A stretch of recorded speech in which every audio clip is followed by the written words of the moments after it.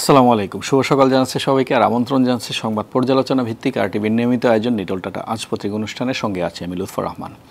দর্শক, এই অনুষ্ঠানের মাধ্যমে আমরা দেশের উল্লেখযোগ্য জাতীয় দৈনিকের অন্যতম শিরোনামগুলি আপনাদের জানানোর চেষ্টা করি, একই সঙ্গে খবরের পেছনে খবর ও তা নিয়ে বিশ্লেষণ শুনি।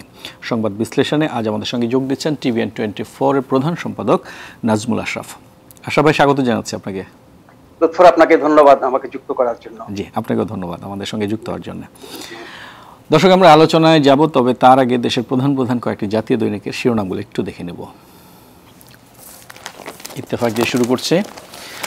রাজধানীতে 9 বাসে আগুন, বিএনপির 12 নেতাকর্মী আটক, অগ্নিকাণ্ড পরিকল্পিত, 2014 সালের আগুন সন্ত্রাসের সঙ্গে মিল রয়েছে বলছে পুলিশ। পল্টন, বংশাল ও শাহবাগে 3 মামলা। নিচে আছে বাসে অগ্নিসংযোগের প্রতিবাদে রাজধানীতে আওয়ামী লীগের বিক্ষোভ, তার ডানে আছে ট্রাম্প ফল না মানতে অনড় থাকলেও হোয়াইট হাউসের প্রস্তুতি বাইডেনের। রন ক্লেইনকে চিফ অফ স্টাফ নিয়োগ, বিশ্ব নেতৃবৃন্দের সঙ্গে ফোন আলাপ, পররাষ্ট্র মন্ত্রণালয়ের বাধায় অভিনন্দন বার্তা পাচ্ছেন না বাইডেন। যুক্তরাষ্ট্রের জন্য একটু অন্যরকমই বিষয়টি। পেছনে আছে 4 মাসের রাজস্বে ঘাটতি 20,000 কোটি টাকা, করোনার কারণে আয়কর মেলা হচ্ছে না। প্রথম আলো, দলে খালেদা তারেকের মতের অমিল, বিএনপির রাজনীতি প্রসঙ্গ। মা খালেদা জিয়ার সঙ্গে অনেক বিষয় ছেলে তারেক রহমানের মতের মিল হচ্ছে না, স্থায়ী কমিটিতে শূন্য পদ নিয়ে তিক্ততা সৃষ্টি হয়েছে জ্যেষ্ঠ নেতাদের মধ্যে। ডান দিকে আছে সিঙ্গেল কলাম, দেশে করোনা সংক্রমণ 63 দিনের মধ্যে সর্বোচ্চ শনাক্ত। পেছনে আছে শীতের সবজি বাজারে দাম ব্যাপক চড়া, সবজির মতো চাল ও ভোজ্য তেলের দাম কমার লক্ষণ নেই, আমদানি করা পেঁয়াজের দাম কমেছে। কালের কণ্ঠ, করোনা সংকটে সঞ্চয়পত্রে হাত, 3 মাসে ভাঙা হয়েছে 16,000 কোটি টাকার। নিচের দিকে আছে মালয়েশিয়ায় বিদেশি শ্রমিকদের বৈধতা সোমবার থেকে, তার নিচে আছে 2 মাধ্যমে টিকা সংগ্রহেই সরকারের সব প্রস্তুতি। রাশিয়া ও ফাইজারের টিকা নিয়ে ফের বাড়ছে কৌতূহল। সানোফি পাস্তুর ও ভারতের বায়োটেকের সঙ্গে দেশের 2টি প্রতিষ্ঠানের ট্রায়ালের চুক্তি স্বাক্ষরের প্রস্তুতি। বেসরকারি পর্যায়ে আগাম বিনিয়োগের সতর্কতা। যুগান্তর, উন্নয়নের জন্য শান্তি ও স্থিতিশীলতা বজায় রাখতে হবে, প্রধানমন্ত্রী বলছেন। বাদিকে আছে সিঙ্গেল কলামে, ছুটি বেড়েছে আরও 35 দিন, সংকটে SSC ও HSC পরীক্ষা। বাদিকে নিচের দিকে আছে বাংলাদেশ থেকে যুক্তরাষ্ট্রের শেখার আছে, বলছেন আমাদের প্রধান নির্বাচন কমিশনার। পেছনে নেই। সমকাল, ভয় নেই মৃত্যুদণ্ডে, সর্বোচ্চ শাস্তির আইনের পরও কমেনি ধর্ষণ। নিচে ডান দিকে আছে সিঙ্গেল কলামে বরকত রুবেলের বিরুদ্ধে দুদকের 2 মামলা, 73 কোটি টাকার অবৈধ সম্পদ অর্জনের অভিযোগ। বাদিকে তার নিচে আছে কথিত মনোরোগ চিকিৎসক গ্রেপ্তার, ASP আনিসুল হত্যা প্রসঙ্গ, এটি তদন্ত প্রতিবেদন জমা দিয়েছে স্বাস্থ্য অধিদপ্তর। দেশ রূপান্তর, রাজধানীতে হঠাৎ 9 বাসে আগুন, বিএনপির নেতা সহ অন্তত 10 জন গ্রেপ্তার, ককটেল উদ্ধার। ঢাকা 18 এর উপনির্বাচনকে কেন্দ্র করে নাশকতা বলে ধারণা পুলিশের, জড়িতদের শনাক্তের দাবি ডিএমপির। নিচে সংকটে থুবু হাসপাতাল, অনাদর অবহেলায় রোগীরা, জাতীয় মানসিক স্বাস্থ্য ইনস্টিটিউট হাসপাতাল প্রসঙ্গ। তার ডান দিকে নিচের দিকে আছে আমাদের কাছ থেকে যুক্তরাষ্ট্রে শিক্ষা নেওয়া উচিত, সিইসি বলছেন। চমৎকার কথা। আমার হাতে আজকে মানবকণ্ঠের একটি নিউজ আছে, তারা বলছেন দারাজের দরাজ প্রতারণা। হাইলাইটসে বলা আছে নিম্নমানের পণ্য বেশি দামে বিক্রি, ছাড়ের নামে প্রতারণা, ঠিক পণ্য না দেওয়ার অভিযোগ, রিজেক্ট পণ্য দিয়ে ব্যবসা। আর সবশেষে আছে দ্য ডেইলি স্টার, তারা বলছে waste to electricity, China to build power plant for DNCC area. নিচে আছে tragedy in Mediterranean, 74 dead as boat sinks near Libya. আশা ভাই, আমার হাতে থাকা পত্রিকাগুলোর শিরোনামগুলো মোটামুটি এই। আমরা আজকে শুরু করব অনেক দিন পরে, হঠাৎ করেই কালকে ঢাকায় কোন এক অজ্ঞাত কারণে বাসে আগুনের ঘটনা দেখলাম আমরা। 9টি স্থানে বাসে আগুন দেওয়া হয়েছে, কে দিল কারা দিল কিছুই বোঝা যাচ্ছে না। তবে পুলিশ বলছে এটি নাশকতা, অবশ্যই নাশকতা, এবং এই আগুন সন্ত্রাসের সঙ্গে 2014 সালে যেই সন্ত্রাস হয়েছে বলছেন তার সঙ্গে নাকি এটার মিল আছে, এবং এই অভিযোগে বিএনপির 12 নেতাকর্মীকে আটক করা হয়েছে। এমন কি ঘটনা ঘটলো কালকে? আমরা জানি যে ঢাকা একটি উপনির্বাচন ছিল ঢাকা 18, এমন কোনো আসলে প্রতিদ্বন্দ্বিতাও ছিল না, সেখানে একজন ৭৫,০০০-এর বেশি ভোট পেয়েছেন, আরেকজন ৫,০০০ কিছু বেশি ভোট পেয়েছেন, ৭০,০০০ ভোটের ডিফারেন্স। তার মধ্যে হঠাৎ করে কি হয়ে গেল ঢাকায়, কি মনে হয় আপনার? এই যে গাড়ি ভাঙা, গাড়িতে আগুন দেওয়া, দোকানপাট বা বিভিন্ন বাণিজ্যিক প্রতিষ্ঠান, সরকারি বেসরকারি সব মিলিয়ে এই ধ্বংসাত্মক কাজগুলো কিন্তু আমরা বছরের পর বছর দেখেছি। আমরা স্বৈরাচার এরশাদ বিরোধী আন্দোলনের ৯ বছর কিন্তু আমরা দেখেছি। হরতাল বলেন, অবরোধ বলেন, বিক্ষোভ বলেন, প্রতিবাদ বলেন, এসব কর্মসূচি থেকে এরকম ধ্বংসাত্মক কাজ হয়। সবচেয়ে বেশি হয় হরতালে। যেহেতু হরতালে সবকিছু বন্ধ রাখার আহ্বান জানানো হয়, যখনই কোনো গাড়ি চলে, দোকান খোলে, তখন সেটার উপরে হামলা হয়, আগুন দেওয়া হয়। এটি আমাদের রাজনীতির একটা অবিচ্ছেদ্য অংশ ছিল। কিন্তু অনেক বছর ধরে এই অপসংস্কৃতিটি ছিল না, এবং মাঠে ময়দানে রাজনীতি এখন নেই বললেই চলে। আপনি 2019-এর নির্বাচনের পরে তেমন কোনো রাজনৈতিক কর্মসূচি আমরা দেখি নাই। ওই নির্বাচনের সময় যে টুকটাক তৎপরতা ছিল সেগুলো শান্তিপূর্ণ এবং মোটামুটি ভালোই ছিল আর কি। কিন্তু 2013 এবং 14 সালে যখন বিএনপি জামাত জোটের আপনার অসহযোগ এবং অবরোধ চলছিল অনির্দিষ্টকালের জন্য, তখন সারা দেশে আবার এগুলো ঘটেছে। এখন হঠাৎ করে বলা নাই, কোয়া নাই, কোনো কর্মসূচি নাই, বিক্ষোভ নাই, প্রতিবাদ নাই, কিচ্ছু নাই, হঠাৎ করে ঢাকা রাজধানী শহরে কাছাকাছি সময়ের মধ্যে 9টি জায়গায় এতগুলো বাসে আগুন দেওয়া হলো। এটি কিন্তু খুবই অবাক করার কাণ্ড। আপনি যেটি বলছিলেন, যে যদি বলি যে কি কর্মসূচি ছিল ঢাকাতে কালকে, একটা উপনির্বাচন, যে উপনির্বাচন মানুষ টেরই পায় না, যে উপনির্বাচন মানুষ গোনেই না, ভোট দিতে যায় না, আগ্রহ নাই, এই নির্বাচন হওয়া না হওয়া কেবলমাত্র সাংবিধানিক বাধ্যবাধকতা, এছাড়া আর কোনো কারণ নাই এরকম নির্বাচন হওয়ার। নির্বাচনে ভোট কত কম পড়ে, নির্বাচনে কোনো উত্তাপ নাই, প্রচারণা সেরকম নাই। সোজা কথা, নির্বাচন বলতে আমরা যে চিত্র, যে দৃশ্য, যে উত্তাপ, যেই বাস্তবতা আমরা সারা জীবন দেখে আসছি, তার কিছু লেশ ছিল না। এই অবস্থায় কেন হঠাৎ করে ঠান্ডা স্বাভাবিক একটা শহরে এতগুলো জায়গায় আগুন দেওয়া হলো?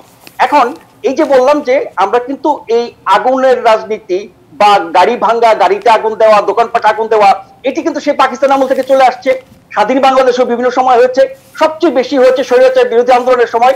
তারপরে বিএনপির বিরুদ্ধে আওয়ামী লীগ, আওয়ামী লীগের বিরুদ্ধে বিএনপি যখন হরতাল অবরোধের মতো কর্মসূচি দিয়েছে বা রাস্তায় কোনো কর্মসূচি পালন করতে গেছে, পুলিশ বাধা দিয়েছে, তখনই প্রতিবাদে এই আগুন দেওয়া, ভাঙচুরের ঘটনা আমরা দেখেছি। সেটি তো ভালাই নাই। তাহলে কারা করলো?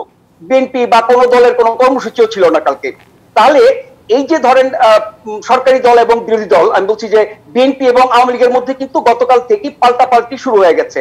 বিএনপি বলছে সরকার নিজেরাই তাদের এজেন্সিদের করিয়ে আমাদের ঘাড়ে চাপাচ্ছে, আর আওয়ামী লীগ বলছে যে এগুলো তো বিএনপিরই কাজ, তারা 13-14 সাল জুড়ে সারা দেশে করেছিল, সুতরাং তারাই করেছে।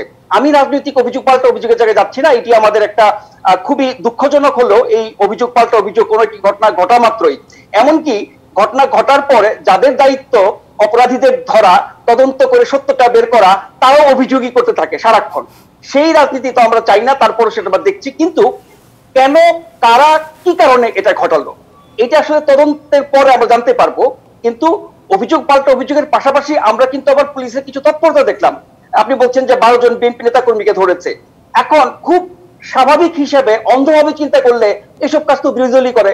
বিএনপি তো এর আগে করেছে এবং 13-14 সাল জুড়েই তারা সারা দেশে করেছে, সুতরাং তারাই করতে পারে। ভাই, তাদের তো কোনো তৎপরতাই নাই মাঠে, তাদেরকে তো খুঁজে পাওয়া যায় না, তারা একটা সভা সমাবেশ করতে পারে না, তারা এইসব করবে কোত্থেকে? তাহলে হাওয়া থেকে তো আগুন লাগে নাই, কেউ না কেউ আগুন লাগিয়েছে। সেই জায়গায় হচ্ছে কথা, এখন যে কোনো পক্ষই কাজ করতে পারে। বা ধরেন আমরা জানি বাংলাদেশের রাজনীতির কিছু অন্ধকার দিক আছে। অনেক সময় কিন্তু আপনার সরকারি দল বা কোনো সংগঠন বা কোনো সংস্থার পক্ষ থেকে অপকর্ম করেও কিন্তু বিরোধীকে ফাঁসানো হয়, সেটাও কিন্তু ঠিক। এগুলো প্রমাণ করা মুশকিল, কিন্তু এই বাস্তবতা আমরা জানি। তো সরকারের তো এই মুহূর্তে এমন কোন পরিস্থিতি মোকাবেলা করতে হচ্ছে না যে কিছু একটা ঘটিয়ে বিরোধীদের উপর চাপাবে। ঠিক উল্টো দিকে যেটা বললাম যে বিএনপির কোনো অস্তিত্বই নেই মাঠে ময়দানে আন্দোলনে, তারা কেন এই কাজ করতে যাবে? তাহলে কারা করেছে এটা তদন্তে বেরিয়ে আসবে। তবে সম্ভাব্য যদি বলি, একটি হতে পারে যে যারা বিরোধী দলে আছেন, যারা সরকার বিরোধী, শুধু বিএনপি কেন, সরকার বিরোধী তো আরো অনেক শক্তি আছে, তারা একটা সুযোগ নিয়ে একটা পরিস্থিতি তৈরি করার চেষ্টা করেছে। আরেকটা হতে পারে যে তৃতীয় কোনো পক্ষ, যারা জানে যে সব ঘটনা ঘটলে বিএনপি আওয়ামী লীগ কামড়াকামড়ি করবে, মাঝখান থেকে তাদের তারা ধরাছোঁয়ার বাইরে থাকবে। তৃতীয় কোনো পক্ষ এটা করতে পারে। আর শেষ কথা বলি এই ব্যাপারে, যে যেহেতু বাংলাদেশে এখন রাজনীতি, গণতন্ত্র, নির্বাচন কোনোটারই কোনো বালাই নাই, চলছে একরকম ফ্রি স্টাইলে, সেই জায়গায় রাজনৈতিক পরিস্থিতির কারণে যারা মনে করেন কোণঠাসা হয়ে আছে, তাদের হয়েও কেউ এই কাজটা করতে পারে। বা বিএনপি সহ তাদের যে জোট, তারা তো আপনি ব্যক্তিগতভাবে কথা বলে দেখেন বিএনপির গুরুত্বপূর্ণ নেতাদের সাথে, তারা জানে বা মানে যে আন্দোলন করে এই সরকারকে হটানো যাবে না, নির্বাচনের মাধ্যমে তারা ক্ষমতা যেতে পারবে না। সেক্ষেত্রে তারা আশায় বসে আছে যে তৃতীয় কোন পক্ষ, তৃতীয় কোন শক্তি, দেশি বা বিদেশি, সামরিক বা বেসামরিক, মানে কেউ না কেউ কিছু একটা ঘটিয়ে ফেলবে দেশে, তার মাধ্যমে এই সরকারের পতন হবে, তারা ক্ষমতায় যাবে। এই বিশ্বাস কিন্তু বিএনপির প্রায় সবার মধ্যেই আছে। সেক্ষেত্রে ওরকম কোন শক্তি এই কাজটা করতে পারে, কিন্তু আমরা চাই দ্রুততম সময়ের মধ্যে একেবারে তথ্য প্রমাণ সহ যারা কাজটা করছে সেটা ধরা। আর ক্লেম বলে শেষ করি যে ঢাকা শহরে 2 কোটি মানুষের বাস, আমরা নিরাপদে চলাফেরা করি, আমরা জানি এখন হরতাল অবরোধের মতো কর্মসূচি নাই, ফলে আমরা নিশ্চিন্তে চলাফেরা করছি। কিন্তু 2 ঘন্টার মধ্যে, 2-3 ঘন্টার মধ্যে এতগুলো জায়গায় যে হামলা হলো, গাড়ি ভাঙচুর হলো, মানুষ তো এখন নিরাপত্তাহীনতায় পড়বে।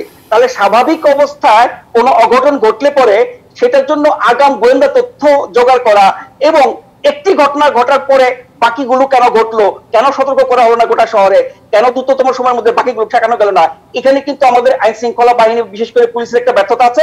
আর গোয়েন্দা ব্যর্থতা হচ্ছে এতগুলো ঘটনা একই দিনে, একই জায়গায়, মানে একই শহরে এবং কাছাকাছি সময়ের মধ্যে ঘটানো হলো।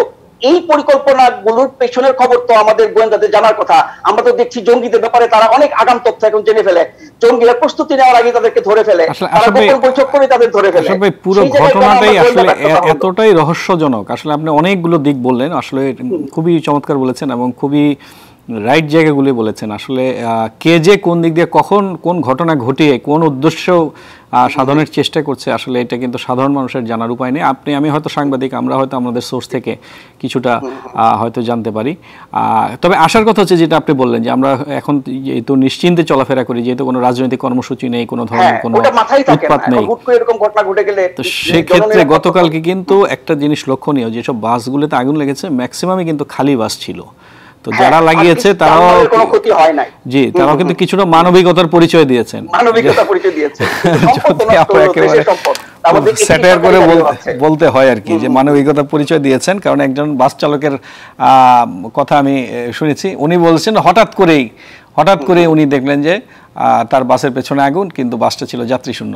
তো সেক্ষেত্রে এই ঘটনাটি কিন্তু অনেকটা ছোট আকারে হলেও অনেকটা 63 জেলায় একযোগে বোমা হামলার মতোই কিন্তু একটা ছোট রূপে ঘটনা। এটা কিন্তু আসলেই 9টি বাসে আগুন লাগলো, এটা কিন্তু একেবারে ছোট করে দেখার কোনো উপায় নেই। মানে হঠাৎ করেই, মানে বিনা মেঘে বজ্রপাতের মতো একটা মানে বিষয়, কিন্তু যে এমন কোনো ঘটনা ঘটেনি দেশে যে হঠাৎ করে কারো রাগ ক্ষোভ গিয়ে পড়বে বাসের উপরে। তো আপনি যেটা বলছিলেন যে আমরা একটি সম্ভাব্য কারণ আপনি উল্লেখ করেছিলেন যে গতকাল একটি নির্বাচন ছিল, আসলে কয়জন জানে সেই নির্বাচনের রেজাল্ট? আমারও আসলে আপনার আমার নির্বাচনের সাথে এর কোনো সংশ্লিষ্টতা থাকার কোনো যুক্তি নেই। এক্স্যাক্টলি। সো নির্বাচনটি কোন দিক দিয়ে হয়ে গেছে, কে জিতেছে, আমার মনে হয় প্রার্থীর নাম অনেকে বলতে পারবেন না। এবং আমি সাংবাদিক বলেই হয়তো ভোটের বিষয়টি জেনেছি যে 75,000 সামথিং পেয়েছেন, আরেকজন পেয়েছেন, অনেকেই বলতে পারবেন না, তার কোনো আগ্রহ নাই। কিন্তু আমাদের সিইসির একটি কথা কিন্তু কালকে ব্যাপক আগ্রহের জন্ম দিয়েছেন। উনি বলেছেন বাংলাদেশ থেকে যুক্তরাষ্ট্রে শেখার আছে, আসলেই শেখার আছে। আপনার কাছে কি মনে হয়, কি শিখতে পারে যুক্তরাষ্ট্র বাংলাদেশ থেকে? একটা দেশের প্রধান নির্বাচন কমিশনার, যার উপরে আপনার একটা দেশের কে ক্ষমতায় যাবে, কে বিরোধী দলে যাবে, কারা জনপ্রতিনিধি হবে, কারা সংসদে থাকবে, কারা সরকারে থাকবে, এই বিষয়গুলো নির্ধারণ হয় হচ্ছে আমাদের গণতন্ত্রের সবচেয়ে গুরুত্বপূর্ণ যে কাজটি নির্বাচনের মাধ্যমে। সেই নির্বাচন কমিশনের প্রধান যদি এরকম, মানে কি বলবো আমি, মানে পাগলের মতো, মূর্খের মতো, শিশুদের মতো কথা বলেন, মানুষ তো হাসবে। আমেরিকার নির্বাচনের বাস্তবতা সম্পর্কে উনি কতটা জানেন? তাদের 50টা স্টেটে একযোগে প্রেসিডেন্টের পাশাপাশি আপনার কংগ্রেসের সেনেট এবং হাউসের গভর্নরদের, মানে মেলা টাইপের নির্বাচন একযোগে হয়। তাদের যে নির্বাচন পদ্ধতি এবং যে ইলেকট্রাল সিস্টেম, এবং যেভাবে, যে কারণে এবার এত সময় লেগেছে এবং এতগুলো স্টেটে আপনার কি বলে ব্যাটল গ্রাউন্ড স্টেট যেগুলোকে আমরা বলি, তীব্র প্রতিদ্বন্দ্বিতা হয়েছে, তারপরে আবার কাছাকাছি ডিফারেন্স থাকার কারণে পুরো নির্বাচন হয়েছে, মানে মেলা কারণ আছে। আমেরিকার সামর্থ্যের সর্বোচ্চটা দিয়েও কিন্তু এই সময়টা নিতে হয়েছে করার জন্য। আর বাংলাদেশে আসলো, ভোট দিল, টিপ দিল, চলে গেল, এবং এর মধ্যে কোনো জটিলতা নাই। তারপর তো যে নির্বাচন আমরা দেখছি গত কিছু বছর ধরে। তো সেটাকে উনি আমরা তাড়াতাড়ি দিয়ে দেই, আমেরিকানরা পারে না, তাদেরকে শিক্ষা উচিত। এ কথা শুনলে মানুষ শুধু হাসবেই না, বাংলাদেশের নির্বাচন কমিশন এবং তার প্রধানের মান নিয়ে, জ্ঞান নিয়ে মানুষ প্রশ্ন তুলবে। আসলে সিইসি যেটা বলেছেন এটা কি আসলেই কি ওনার মনের কথা? এটা সাধারণ মানুষও কিন্তু বলছেন যে ওনার আমলে যেসব নির্বাচন হয়েছে এবং হচ্ছে, তারপরেও কি ওনার মতো একজন সাবেক আমলা, মানে আমলা তো আসলে সাধারণ মানুষ হতে পারে না, নিশ্চয়ই সেই ধরনের জ্ঞান, বুদ্ধি, শিক্ষা সবকিছুই থাকতে হয়। তো উনি কি আসলেই কি মানে ওনার নিজস্ব বিবেক বুদ্ধি থেকে কথাগুলো বলছেন কালকে? যেটা আমি ধরেন, যিনি প্রধান নির্বাচন কমিশনার তিনি একজন আমলা ছিলেন, তিনি আমেরিকার নির্বাচনের বাস্তবতা, নির্বাচনের পদ্ধতি, এত বড় দেশ, 50টা স্টেট, কত ধাপের নির্বাচন, কত ধরনের পদের নির্বাচন, এবং কি কারণে এবারে নির্বাচনগুলো সময় বেশি লাগলো, এখনো যে জটিলতা রয়ে গেছে সেনেটের সংখ্যাগরিষ্ঠতা নিয়ে, হাউসের, প্লাস প্রেসিডেন্ট নির্বাচনের ভোটের কাউন্টিংও কিন্তু সব স্টেটের যে চূড়ান্ত ফল, আমরা যেটাকে বলি আনুষ্ঠানিক ফল, সেটি শেষ হয় নাই। এই বিষয়গুলো কি উনি দেখেন না, পত্রিকায় পড়েন না, টেলিভিশনে মানে শোনেন না? মানে একটা বলে ফেললো না, উনি নিশ্চয়ই জানেন। ওনার কথাবার্তা নিয়ে এমনিতেই মানুষের ব্যাপক আগ্রহ আছে, কৌতূহল আছে, অনেকে হাসি ঠাট্টা করে, রসবোধ করে। কিন্তু তারপরে এই ধরনের একটি কথা যে আমাদের দেশের সাথে সাথেই আমরা ফল দিয়ে দেই, আমেরিকা এখনো দিতে পারে না, তাদের আমাদের থেকে শিক্ষা নেওয়ার আছে, মানে এই কথাটি বললে যে এটার ইম্প্যাক্টটা কি হতে পারে সেইটা বোঝার মতো নিশ্চয়ই ওনার মানে একেবারেই ধরেন অতি সাধারণ মানুষ যাদের আমেরিকা সম্পর্কে কোনো ধারণা নাই, তাদের নির্বাচন সম্পর্কে কোনো ধারণা নাই, তারা হয়তো শুনলে মানে লাফিয়ে উঠতে পারে। হ্যাঁ, আমেরিকা এত উন্নত দেশ, তারা সাথে সাথে রেজাল্ট দিতে পারে না, দিনের পর দিন যায়, আর আমরা দিনেরটা দিনে দিয়ে দিই, রাতের মধ্যে হয়ে যায়। এটা অতি সাধারণ মানুষ যাদের কোনো জ্ঞান বুদ্ধি নাই, শিক্ষা দীক্ষা নাই, আমেরিকা সম্পর্কে জানে না, তাদের নির্বাচন সম্পর্কে জানে না, তারা হয়তো এটা বিশ্বাস করতে পারে, হয়তো ওই শ্রেণীর মানুষের উদ্দেশ্যে বলেছেন। কিন্তু শুনেছি আমরা 16 বা 18 কোটি মানুষ সবাই, এবং ওই মানুষগুলোরও মাথা যখন প্রশ্ন উঠবে, নিশ্চয়ই তাদের আশেপাশে কাউকে না কাউকে জিজ্ঞেস করে জিনিসটা জানার বা বোঝার চেষ্টা করবে। উনি কোন আক্কেলে এটা বললেন, কাকে বোকা বানানোর জন্য বললেন, নাকি নিজেই বোকা সাজলেন? উনি মনে হয় ওনার আসলে বিশ্বাস থেকে বলেছেন। উনি যেভাবে খুব কনফিডেন্টলি বলেছেন, মনে হয় আসলে উনি বিশ্বাস করেন বলে বলেছেন। মানুষ যে এটা নিয়ে কি বলে, কি হাসাহাসি করে, সেটা মনে হয় ওনার আসলে খুব একটা চিন্তা ভাবনার মধ্যে নেই। আচ্ছা, আমরা উনি আসলে আমেরিকা বাংলাদেশ থেকে কি শিখতে পারে সেটা আমরা হয়তো বিরতির পরে আলোচনা করব। আমরা আরেকটা বিষয় নিয়ে একটু আলোচনা করতে যাচ্ছি।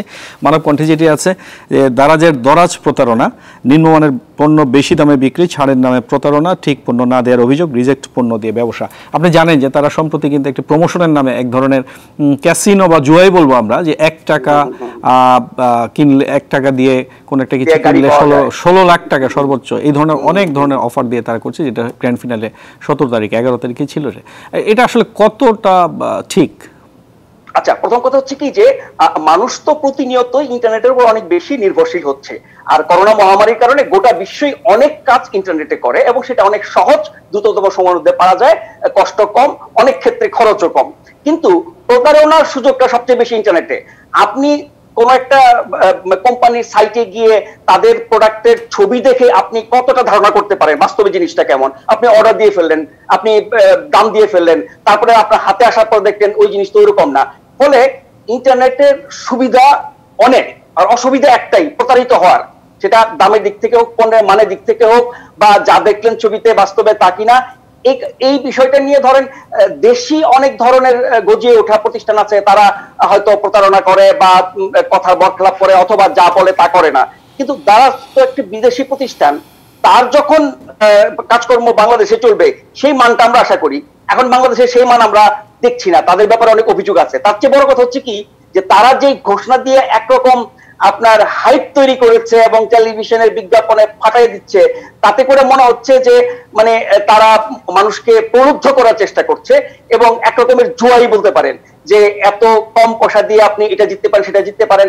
আমরা বিভিন্ন প্রোডাক্টের প্রমোশনের জন্য আমরা অনেক ধরনের গিফট ভাউচার, গিফট, আপনার আলোচনা ফাঁকে ফাঁকে দারাজের কিছু বিষয় একটু আমরা টিভি স্ক্রিনে দেখতে পারি। আপনি আলোচনা চালিয়ে যান, আমাদের দর্শকরা নিশ্চয়ই দেখবেন বিষয়টি। হ্যাঁ, তো ফলে আপনার তারা যে চমক সৃষ্টি করার জন্য যা কিছু বলছে, সেই মোকাবেলা দেবে কিনা এটি একটি ব্যাপার। বা টেলিভিশনের বিজ্ঞাপনে আমরা তাদের মুখে বা তাদের বিজ্ঞাপনে যা কিছু শুনছি খুবই আকর্ষণীয়, চমকপ্রদ এবং লোভনীয়, কিন্তু এর মধ্যে কি ফাঁক ফোকর আছে আমরা জানি না। তার চেয়ে বড় কথা হচ্ছে কি যে তারা যে অফারটা দিচ্ছে এটা সরাসরি একটা মানে লটারি বা আপনার জুয়াই বলতে পারেন আর কি, তার জন্য তো পারমিশন লাগে।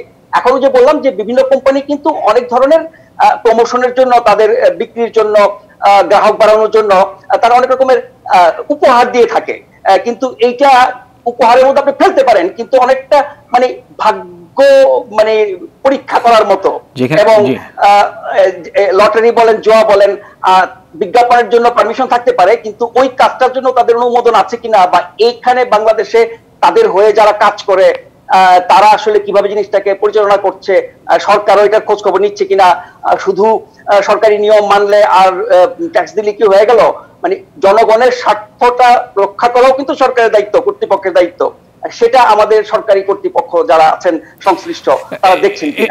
এইখানে একটা বিষয় আছে, এখানে আমাদের তো যেটা এর আগে আপনি আলোচনা বলছেন যে বাংলাদেশে তো সবকিছু ফ্রি স্টাইলে চলে, এই দারাজের এত বড় একটি প্রতারণা চলছে, যেটা সরকার আমরা দেখলাম এর আগে ক্যাসিনোতে অভিযান চালালো, এখন ইসমাইল হোসেন সম্রাট সহ অনেককেই জেল খাটতে হচ্ছে সেই অভিযোগে। তো এইটা নিয়ে যখন কথা বলা হচ্ছে তখন আইসিটি মন্ত্রণালয় বলছে এটা তাদের দায়িত্ব না, বাণিজ্য মন্ত্রণালয় বলছে তারা দেখছে অথবা তারা ঠেলে দিচ্ছে স্বরাষ্ট্র মন্ত্রণালয়ের দিকে। মানে কারো ভিতরে তেমন কোনো বিকার নেই, মানে এইভাবে কেন চলবে? বিষয়টা হলো কি যে অনেক কিছুই আমাদের সরকার হয়তো দেখে না, অথবা দেখেও না দেখার ভান করে, অথবা কোনো না কোনো ভাবে ম্যানেজ করা হয়। আমাদের কিন্তু ম্যানেজ করা খুব সহজ, তারা এত টাকার ব্যবসা করছে, নিশ্চয়ই তারা নানান জায়গায় ম্যানেজ করেছে হয়তো। কিন্তু এই যে বললেন যে এক মন্ত্রণালয় আরেক মন্ত্রণালয়ের দিকে ঠেলে দিচ্ছে, এটা কেন হবে? একটি অনলাইন বাণিজ্যিক প্রতিষ্ঠান বাংলাদেশে তারা কার্যক্রম চালাচ্ছে, তার জন্য যেই কর্তৃপক্ষের দায় আছে, বাণিজ্য মন্ত্রণালয় বলেন বা সিটি কর্পোরেশন লাইসেন্স বলেন বা আরো যেসব সংশ্লিষ্ট মন্ত্রণালয় আছে, তারা দায় এড়ায় কি করে? আর ঠেলাঠেলির বিষয় তো না, এটা তো দেশের স্বার্থ, জনগণের স্বার্থ। যে কোনো সংশ্লিষ্ট মন্ত্রণালয় বা বিভাগ বা কর্তৃপক্ষ এগিয়ে আসলে তো তাদেরকে কেউ বাধা দেবে না, এখানে ঠেলাঠেলির কারণটা কি? আশা ভাই, বিষয়টি আরেকটু বিষয় আলোচনা করতে চাই আমি, যে বিষয়টি যদিও এটা আসলে আমাদের, যেহেতু আপনিও সাংবাদিকতা আছেন আমিও সাংবাদিকতা আছে, আমাদের উপরে এই বিষয়টি পরে দায় বর্তায়, তারপর এটিতে আলোচনা করতেই হয়। তা আপনি জানেন, আপনি সাংবাদিকতার ছাত্র, যে দারাজ কিন্তু অনেক টিভিতে অনেক পত্রিকায় কিন্তু বিজ্ঞাপন দিচ্ছে, প্রচুর পরিমাণে বিজ্ঞাপন দিচ্ছে, কিন্তু বিজ্ঞাপনের নীতিমালা কিন্তু আমরা পড়েছি যে সব বিজ্ঞাপন কিন্তু ছাপানো যায় না, সব কিছু দেখানো যায় না, কারণ সেখানে সে আসলে পণ্যটি, যে পণ্যটির কথা বলছে সেখানে সে নীতি নৈতিকতা আছে কিনা, সততা বজায় রাখছে কিনা, সেই বিষয়টিও কিন্তু আমাদের গণমাধ্যমে দেখা উচিত। আপনার কাছে কি মনে হয় আমরা আসলে সেটা কতটা মানছি? যেহেতু একটি বাণিজ্যিক প্রতিষ্ঠান, তার কর্মকাণ্ড দেখভাল করার একটা কর্তৃপক্ষ আছে, আর যেহেতু এটা গণমাধ্যমে চলছে, ফলে এটি আবার আলাদা মিনিস্ট্রিতে। এখন আমাদের তো মানে মোটা দাগে সেরকম নীতিমালা নাই, কিন্তু বিজ্ঞাপন আপনি যা খুশি পয়সা দিলে চালাতে পারেন না। প্রত্যেকটা টেলিভিশন বা পত্রিকার যেমন একটা নীতিমালা থাকে, ঠিক একইভাবে সরকারের দিক থেকে তো একটা নীতিমালা দেওয়া হয়, এর বাইরে যেতে পারবে না। যেখানে জনস্বার্থ বিঘ্নিত হয় বা কখনো যদি রাষ্ট্রের স্বার্থ বিঘ্নিত হয়, সেই জায়গাগুলো কেন তারা দেখবে না? পয়সা দিলেই বিজ্ঞাপন দেওয়া হবে? আবার আমরা দেখি অনেক বড় বড় কোম্পানি বা প্রতারক কোম্পানি এক সময় একচেটিয়া ব্যবসা করেছে, এরকম অনেক প্রতিষ্ঠান হঠাৎ করে হাওয়া হয়ে গেছে, তারা কিন্তু গণমাধ্যমকে হাত করে কিভাবে তাদেরকে ব্যাপক পরিমাণ বিজ্ঞাপন দেয়, অনেক টাকার বিজ্ঞাপন দেয়। তখন গণমাধ্যম ওই কারণে ওটা নিয়ে আর ভাবে না, ওর বিরুদ্ধে যায় না। আপনি আমি জানি ভালো করেই, আমরা যখন যে প্রতিষ্ঠানে কাজ করি না কেন, ওই প্রতিষ্ঠানে যে কোম্পানির বিজ্ঞাপন অনেক বেশি পরিমাণে আসে, তাদের কিছু অনুরোধ উপরোধ রাখতে হয়। তাদের বিরুদ্ধে যেমন লেখা যায় না, বলা যায় না, রিপোর্ট করা যায় না, আবার মাঝে মধ্যে তাদেরকে আবার প্রমোট করতে হয়। মানে সংবাদ মূল্য নাই, তাও সেটাকে সংবাদ আকারে দিতে হয়, কারণ টেলিভিশন গুলোকে টিকে থাকার জন্য, সার্ভাইভ করার জন্য অনেক সংগ্রাম করতে হচ্ছে। ফলে এখানে কিন্তু অনেক পক্ষের দায়ের ব্যাপার আছে, কিন্তু সরাসরি বলতে গেলে সেটি সরকারের দায় সবার আগে। এবং সরকার যখন এগুলো নির্ধারণ করে দিয়ে বাধ্য করবে, তখন টেলিভিশন বলেন, বিজ্ঞাপন দাতা বলেন, বাণিজ্যিক প্রতিষ্ঠান বলেন, দেশি হোক বিদেশি হোক, তারা কিন্তু এগুলো মানতে বাধ্য হবে। তার কোনো পর্যবেক্ষণ, নিরীক্ষণ এবং দেখভাল করার ব্যবস্থা আছে বলে তো মনে হয় না। জি আশা ভাই, অনেকগুলো বিষয় আমরা আলোচনা করলাম, অনেকগুলো দিক আলোচনা করলাম। আমার মনে হয় এখন একটু বিরতির সময় হয়েছে, দর্শকদেরও একটু বিরতির দরকার। দর্শক, আমরা একটু বিরতি নিচ্ছি, ফিরছি একটু অন্য বিষয় নিয়ে, একটু পরে ফিরছি, আমাদের সঙ্গেই থাকুন।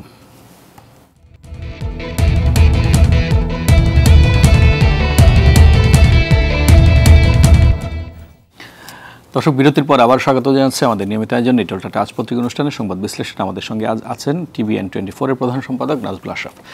আশরাফ ভাই, আমরা বিরতির আগে আলোচনা করছিলাম যে আমাদের সিইসি বলছিলেন যে বাংলাদেশ থেকে যুক্তরাষ্ট্রের অনেক কিছু শেখার আছে। অবশ্যই আছে, কারণ নির্বাচনে পরাজিত হয়েও কিভাবে ক্ষমতা না ছাড়ার ব্যাপারে অনড় থাকতে হয় সেটা অবশ্যই শেখার আছে। এবং তাই মনে হয় হচ্ছে যুক্তরাষ্ট্রে যেটা ইত্তেফাক বলছে, ট্রাম্প ফল না মানতে অনড় থাকলে হোয়াইট হাউসের প্রস্তুতি বাইডেনের, রন ক্লেইনকে চিফ অফ স্টাফ নিয়োগ, বিশ্ব নেতৃবৃন্দের সঙ্গে ফোন আলাপ, পররাষ্ট্র মন্ত্রণালয়ের বাধায় অভিনন্দন বার্তা পাচ্ছেন না বাইডেন। এটি হচ্ছে একটি। অন্য আরেকটি তার পাশেই একটি সিঙ্গেল কলামে নিউজ আছে, ব্যক্তির স্বার্থ রক্ষায়নে সংবিধান সমুন্নত রাখতে কাজ করব বলছেন যুক্তরাষ্ট্রের জয়েন্ট চিফস অফ স্টাফের চেয়ারম্যান মার্ক মিল।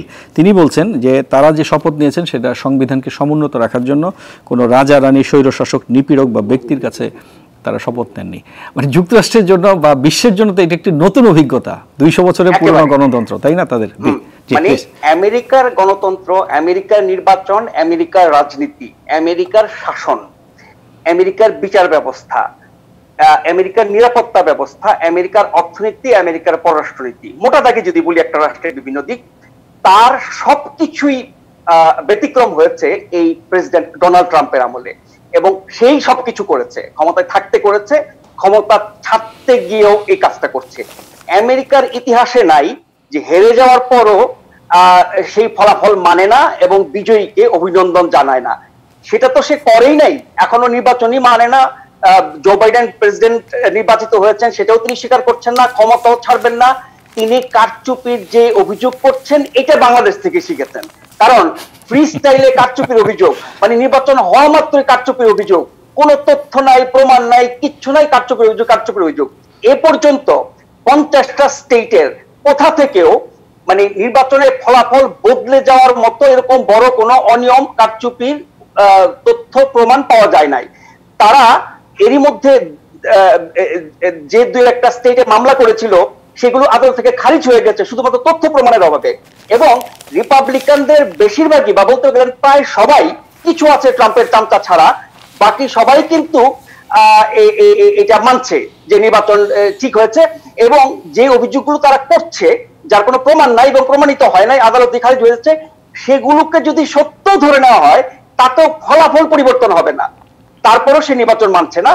মানার জন্য রিপাবলিকানদের অনেকেই, সেনেট এবং হাউসের মেম্বাররা প্রকাশ্যেই কিন্তু আপনার নির্বাচন মেনে নেওয়ার কথা এবং জো বাইডেনকে অভিনন্দন জানাচ্ছেন, ট্রাম্পকে আহ্বান জানাচ্ছেন, কিন্তু উনি মানছেন না। ট্রাম্প এবং তার কিছু কট্টর সমর্থক আছেন রিপাবলিকান পার্টিতে, তারা বলে যাচ্ছে এবং আইন লড়াই করবে সব স্টেটের সব ভোট চূড়ান্ত ভাবে আপনার গোনা শেষ করে যে সার্টিফাই করা হয় স্টেট থেকে, সেই কাজগুলো শেষ না হওয়া পর্যন্ত, কংগ্রেসের ক্যাপিটাল হাউসে না আসা পর্যন্ত উনি মানবেন না। কিন্তু ফলাফল যা হয়েছে, ভোটের যা হিসাব, তাতে করে দিনের আলোর মতো স্পষ্ট যে ট্রাম্প হেরেছেন, বাইডেন জিতেছেন। এটা তো অবশ্যই ট্রাম্প তার কোনো উদ্দেশ্য নিয়ে করছেন। আসলে একটি বিষয় কিন্তু আমি লক্ষ্য করছি, আমরা তো এখন বিদেশি গণমাধ্যমগুলো আসলে বেশি দেখছি, বিশেষ করে CNN, BBC বা আল জাজিরা। সেখানে কিন্তু আমরা দেখতে পাচ্ছি যে অনেক রিপাবলিকান নেতা তারা গোপনে জো বাইডেনকে অভিনন্দন জানিয়েছেন। তারা বলছেন যে আসলে উনি নির্বাচিত হয়েছেন, কিন্তু প্রকাশ্যে বলতে পারছেন না। প্রকাশ্যে কেন বলতে পারছেন? ভয় পাচ্ছেন যে ট্রাম্প দ্বারা তারা নাস্তানাবুদ হতে পারেন। জি, আজকে আপনার এই যে সেনেটের যিনি মাইনরিটি লিডার ডেমোক্রেটিক নেতা চাক শুমার, তিনি এই কথাটি বলেছেন যে অনেক রিপাবলিকান আছেন যারা ফলাফল মানছেন এবং বাইডেনকে আপনার অভিনন্দন জানিয়েছেন প্রকাশ্যে বা গোপনে, এবং দিন দিন তাদের সংখ্যা বাড়ছে। মানে লিন্ডসে গ্রাহাম, মানে ট্রাম্পের একেবারে একনিষ্ঠ কট্টর সমর্থক, হ্যাঁ, তিনি পর্যন্ত বলছেন যে বাইডেনকে প্রেসিডেন্ট ইলেক্ট হিসাবে প্রতিদিনকার প্রেসিডেন্টের জন্য যেই ইন্টেলিজেন্স ব্রিফিং হয় সেটা দেওয়া উচিত, কারণ তাকে প্রস্তুতি নিতে হবে এবং এগুলো ছাড়া তিনি ট্রানজিশন টিম, অন্তর্বর্তীকালীন যে টিমটা নিয়ে উনি কাজ করছেন দায়িত্ব নেওয়ার জন্য, সেখানে তারা কাজ করতে পারবেন না। সেই জায়গায় যারা মানছে না এবং ট্রাম্পের সাথে সুর মিলে কথা বলছে, তারা আসলে ট্রাম্পকে ভয় পায়। এই কথাটি চার সময় বলেছেন সিনেট মাইনরিটি লিডার। এটা একটা ব্যাপার। আর ব্যাপার হচ্ছে কি যে বাংলাদেশের যে কিছু অপরাজনীতি আছে, যে হেরে গেলেই কারচুপি হয়েছে, হারার পর আমি ক্ষমতা ছাড়বো না, যে কোনো মূল্যে আঁকড়ে থাকবো, যত রকমের ফাঁক ফোকর আইন আছে সবকিছু দিয়ে আমি শেষ পর্যন্ত থাকার চেষ্টা করব। ট্রাম্প এই জিনিসটা বাংলাদেশ থেকে না শিখলেও ট্রাম্প যে কাজটা করছেন পুরোপুরি বাংলাদেশের রাজনীতির সাথে মিলে যায়, হয়তো এটা বাংলাদেশের সাথে বাংলাদেশ থেকে শেখার ব্যাপার থাকতে পারে। কিন্তু নির্বাচন আমরা যা করছি এবং তাদের নির্বাচন নিয়ে যতই তর্ক বিতর্ক হোক না কেন, তাদের যে সিস্টেম, তাদের যে বহু বছর ধরে নির্বাচনী ব্যবস্থা, তার সাথে বিভিন্ন কর্তৃপক্ষের যে ভূমিকা এবং সাংবিধানিক দায়িত্ব পালন করার ক্ষেত্রে তারা যতটা অঙ্গীকারাবদ্ধ, সেখানে এসব অভিযোগ পাল্টা অভিযোগের কারণে কিন্তু তাদের নির্বাচনের প্রক্রিয়ার মধ্যে কোনো প্রভাব পড়ে নাই, কোনো প্রভাব পড়েনি, নিয়ম অনুযায়ী সবকিছু হয়েছে। ফলে আমাদের সিসি সাহেব কি শিখতে বলছেন? একটা তো ট্রাম্প শিখেছেন, আরেকটা কি যে আপনার যেন ভাবে নির্বাচন করা, সেটা তো ট্রাম্প অভিযোগ করলো, বাস্তবে সেটা না। আমরা প্রতিদিন প্রতিনিয়ত সব তথ্য পাচ্ছি এবং ভোটের দিনের আগে ভোট হয়ে যাওয়া মানে ট্রাম্পের কারণে আমেরিকার রাজনীতির এরকম একটা বাজে চেহারা সামনে এসেছে। তাতে করে যদি কেউ মনে করেন যে আমেরিকা বাংলাদেশ হয়ে গেল বা তৃতীয় বিশ্বের মতো দেশের নির্বাচনের মতো হয়ে গেল, তা না। আমেরিকার নির্বাচনী ব্যবস্থা একদম পারফেক্ট আছে। এগুলো হচ্ছে ট্রাম্প এবং তার কিছু উগ্র সমর্থকের এটা সাময়িক, এই সমস্যাটি সাময়িক। এটাও হয়তো আমেরিকার গণতন্ত্র তাদের অভিজ্ঞতা দিয়েই উতরে নেবে, সেটাই হবে। যেটা আমরা একটু আগে দেখলাম যে একটি পত্রিকা এসছে যে বারাক ওবামা সাবেক প্রেসিডেন্ট, উনি একটি বই লিখেছেন এবং সেটা মুখবন্ধে কিন্তু সেই বিষয়টি উনি এনেছেন যে আমেরিকার গণতন্ত্রের অভিজ্ঞতা দিয়ে আসলে বিষয়টিকে তারা সমাধান করে নেবেন। আমরা এবার আবার একটু দেশের প্রসঙ্গে ফিরি, যেটা কালের কণ্ঠ বলছে করোনা সংকটে সঞ্চয়পত্রে হাত, 3 মাসে ভাঙা হয়েছে 16,000 কোটি টাকার সঞ্চয়পত্র। ইত্তেফাকের পেছনের পাতায় আরেকটি সংবাদ আছে, 4 মাসের রাজস্বের ঘাটতি 20,000 কোটি টাকা, করোনার কারণে আয়কর মেলা হচ্ছে না। যতটা ভেবেছিলাম যে করোনা আমাদেরকে অত ক্ষতি করতে পারবে না, কিন্তু এখন কিন্তু আস্তে আস্তে টের পাওয়া যাচ্ছে মনে হয়। নিশ্চয়ই এটার একটা দীর্ঘমেয়াদী প্রভাব থাকবে এবং সেটা কতটা আমরা কাটিয়ে উঠতে পারবো। আমরা তো ভুক্তভোগী হচ্ছি সেই শুরু থেকেই, কিন্তু এটা এত সহজে শেষ হচ্ছে না। করোনা যেমন শেষ হচ্ছে না, তার প্রভাবও শেষ হচ্ছে না। সেই জায়গায় আমরা সরকারি ভাবে যে সিদ্ধান্ত বা ব্যবস্থাগুলো নেওয়া হয়েছে সেটির পুনর্মূল্যায়ন করে আরেক দফা সিদ্ধান্ত নেওয়া উচিত। আমরা বাজেটে কিছু ব্যবস্থা দেখেছি বা বিভিন্ন সময় কিছু সিদ্ধান্ত সরকার নিয়েছে, কিন্তু যেহেতু এটা দীর্ঘমেয়াদী প্রভাব পড়ছে এবং সব ক্ষেত্রে ব্যবসা বাণিজ্য থেকে শুরু করে গোটা দেশের অর্থনীতি এবং ব্যক্তি পর্যায়ে যে প্রভাব, তার জন্য সরকারের আগের সিদ্ধান্তগুলো মূল্যায়ন করে নতুন করে কিছু সিদ্ধান্ত নেওয়া উচিত। কারণ অর্থনীতি সবল থাকলে আমরা সবাই বাঁচবো, দেশ চলবে। কিন্তু মানুষ যদি সংকটে থাকে, অভাবে থাকে, তার মাধ্যমে আপনি তো সেই অর্থনীতিকে মানে সবল করে এগিয়ে নিয়ে যেতে পারবেন না। নিশ্চয়ই এখানে যারা বিশেষজ্ঞ আছেন, সরকারের উপদেষ্টারা আছেন, তারা হয়তো বিষয়টি নিয়ে ভাবছেন। তবে এই করোনা সংকটে পড়ে আমি আপনি সবাই জানি, আমরা সবাই কম বেশি আক্রান্ত এবং অনেক মানুষ এমন সংকটে পড়েছে হয়তো সেটা থেকে মানে সেটা কাটিয়ে উঠে তার আগের অবস্থানে যেতে হয়তো অনেক বছর লেগে যাবে। এই প্রসঙ্গে একটু আমাদের পোশাক শিল্পের বিষয়টি একটু আলোচনায় আনতে চাই আশা ভাই। পোশাক শিল্প নিয়ে কিন্তু আমরা একটু আশাবাদী হয়েছিলাম। ইউরোপ যখন আস্তে আস্তে খুলে দিতে শুরু করলো তখন কিন্তু আমাদের রপ্তানি আস্তে আস্তে বন্ধ হওয়া শুরু হয়েছে, আবার সেকেন্ড ওয়েভের পরে কিন্তু বন্ধ হওয়া শুরু হয়েছে। সেক্ষেত্রে কি এখন নতুন করে একটু আমাদের পলিসিগুলো পুনর্মূল্যায়ন দাবি করে কিনা? নিশ্চয়ই। এখন যেহেতু সংকটটা গোটা বিশ্বের, আমরা যাদের কাছেই পাঠাই তাদেরও যখন সংকট থাকে, সঙ্গত কারণেই আমরা একটু ক্ষতিগ্রস্ত হব, পিছিয়ে থাকবো। কিন্তু পোশাক রপ্তানির মাধ্যমে আমাদের যে বৈদেশিক মুদ্রা অর্জন এবং অর্থনীতিতে জিডিপিতে তার যে ভূমিকা, সেটা যেহেতু কমে যাচ্ছে এই মহামারীর কারণে, বৈশ্বিক বাস্তবতা, অর্থনৈতিক মন্দার কারণে, তার বিকল্প আমাদের অনেক কিছু ভাবতে হবে। এবং যে বিষয়গুলো অন্য দেশের সাথে যুক্ত, সেখানে কোনো না কোনো ভাবে করোনার প্রভাব থাকে। আবার করোনা মহামারীর বাস্তবতায় কিন্তু অর্থনীতির এবং ব্যবসা বাণিজ্যের অনেক নতুন নতুন শাখা প্রশাখা খুলছে, সেগুলো সুযোগও কাজে লাগাতে হবে এবং অভ্যন্তরীণ সম্পদ আহরণ এবং স্থানীয়ভাবে আপনার উৎপাদন, সেটা কৃষিজাত হোক, শিল্পজাত হোক, তার মাধ্যমে অনেক পরিকল্পনা নেওয়া যেতে পারে কোন রকমের অর্থনীতিটাকে সচল রাখা এবং মানুষের জীবনযাপনের উপরে যাতে খুব বড় ধরনের প্রভাব না পড়ে।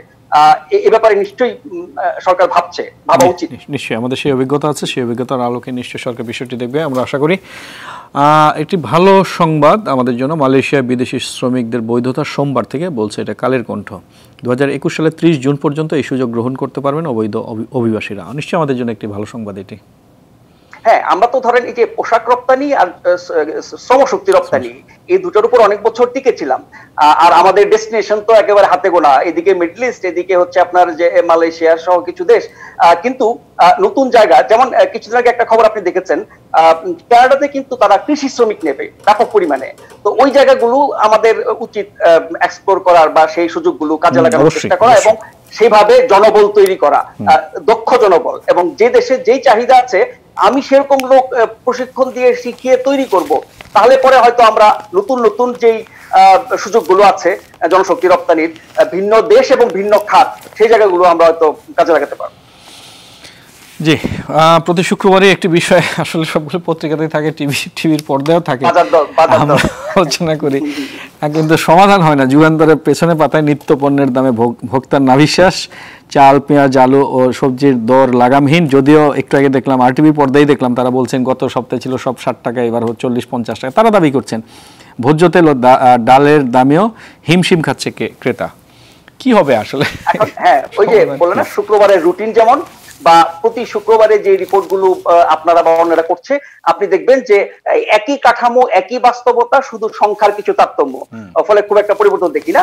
কিন্তু একটা তো হচ্ছে নিয়মিত জিনিসের দাম বাড়া, সেটা একটা মানে সহনীয় ওই অর্থে যে ধাপে ধাপে বাড়ে, এটাতে আমরা অভ্যস্ত হয়ে যাই। কিন্তু হঠাৎ করে যখন আপনার পেঁয়াজের দাম, আলুর দাম, চালের দাম বেড়ে যায়, যেটি নিয়ে অনেক বেশি আলোচনা হয়, সেই জায়গায় কিন্তু সে পুরনো কথাই যে বাজারের উপরে সরকারের নিয়ন্ত্রণটা বাড়ানো এবং পুরো বাজার ব্যবস্থা, আমাদের সরবরাহ ব্যবস্থা এবং উৎপাদন থেকে ভোক্তা পর্যন্ত, আমদানি থেকে আবার ভোক্তা পর্যন্ত, এই পুরো প্রক্রিয়াটা মধ্যে যদি পদ্ধতিগত ত্রুটি বিচ্যুতি থাকে, সেগুলো দূর করে সরকারের নিয়ন্ত্রণ, বলতে আমি বলছি যে মানে নিয়ম কানুন ব্যবস্থাপনা, এই বিষয়গুলো সরকার দেখভাল করে ঠিক মতো হচ্ছে কিনা, তাহলে হয়তো আপনার পণ্যের উপরে তার প্রভাব পড়বে না। আর সেই কথা তো যখনই বড় ধরনের সংকট হয় কোনো একটি নির্দিষ্ট পণ্য নিয়ে, তখনই বলা হয়, এরপর তো আমরা সবকিছু ভুলে যাই। আর যে হারে আপনার তরি তরকারি, চাল ডালের দাম বাড়ছে, মানে নিশ্চয়ই আপনি বাজারে গেলে হয়তো টের পান। এখন তো 60, 70, 80, 100 টাকার নিচে মনে হয় কোনো মানে তরকারি কেনা যায় না। তো মানুষের তো আয় বাড়ে নাই, বরং মহামারীতে কমেছে। অনেকে বেকার হয়েছেন, অনেকে 2 ধাপ 3 ধাপ নিচে নেমে গেছেন, কিন্তু সরকারি চাকরি যারা করেন তারা ছাড়া বাকি সবাই কোনো না কোনো ভাবে আয়ের দিক থেকে ক্ষতিগ্রস্ত হয়েছেন। আর যখন জিনিসের দাম বাড়বে, তাহলে তার উপর একটা মানে দ্বৈত চাপ তৈরি হচ্ছে। বিষয়টা তো ছিল উল্টা হওয়ার কথা ছিল, যেহেতু সবার জিনিসের দাম বাড়ছে, হ্যাঁ আয় কমেছে, সেক্ষেত্রে সেটার সঙ্গে সঙ্গতি রেখে তো জিনিসপত্রের দামও তো কমার কথা ছিল, কিন্তু আসলে তো তেমনটা আমরা দেখি না। আসলে বাংলাদেশের সবকিছু তো উল্টা দিকে চলে, সব উল্টাভাবে হয়, এখানেও মনে হয় উল্টাভাবেই হচ্ছে। জি আশা ভাই, অনেক ধন্যবাদ আপনাকে দীর্ঘ একটা আলোচনা এবং চমৎকার আলোচনা উপহার দেওয়ার জন্য। জি, ভবিষ্যতে নিশ্চয়ই আপনার সঙ্গে দেখা হবে। ধন্যবাদ আপনাকে আশা ভাই। দর্শক, নিটলটা আজ পত্রিকা অনুষ্ঠানটি এখানে শেষ করছি। অনুষ্ঠানটি প্রতি রবি থেকে বৃহস্পতিবার সকাল 9:15 ও শুক্রবার সকাল 10:10 আপনারা দেখতে পান। দেখার আমন্ত্রণ রইল। করোনাকালে মাস্ক পরে শারীরিক দূরত্ব বজায় রেখে নিরাপদে থাকুন আর RTVর সঙ্গেই থাকুন। ধন্যবাদ সবাইকে।